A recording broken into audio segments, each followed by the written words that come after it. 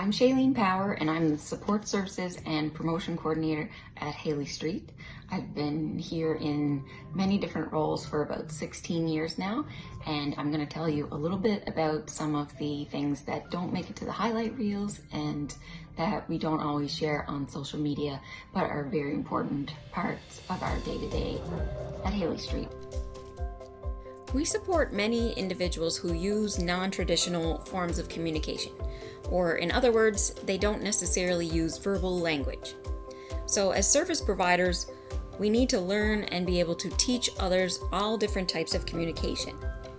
This is things like PECS or picture exchange, basic sign language, body language and eye gaze, using physical objects, and communication apps, or a combination of all of those.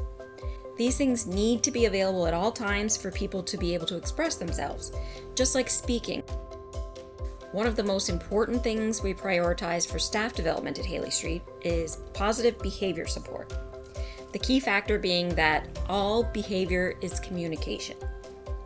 Sometimes the only way someone knows how to communicate their needs is through behavior that is often labeled as challenging or negative. Using a trauma-informed approach and positive behavior support allows us to create a safe environment where trust can be built. We have seen time and time again that when someone feels safe in their environment and heard and understood by the people supporting them, that they are much more able to self-regulate and in turn be open to learning and developing safer and more effective communication methods. One of the things that sets us apart is our ability to support people with high support needs and complex medical needs. Our center has 3 large individual washrooms that are equipped with hydraulic care beds and both portable and ceiling track power lift systems. 2 of these are also equipped with accessible showers. We have other washrooms throughout the center that are fully wheelchair accessible. They include automatic sinks, hand dryers, and power entry doors. Everything a person needs for safety, comfort, and dignity when requiring personal care support or medical support. Accessibility is everywhere at Haley Street, with indoor and outdoor accessible swings, ramps, power entrances to enter all of our buildings, wheelchair accessible raised garden beds, and accessible workstations in our woodworking shop, items such as adaptable utensils, noise-canceling headphones available to anyone who needs them, sensory spaces and a snoozlin room, blenders for those needing pureed foods. We also have iPads or tablets in all of our programming spaces.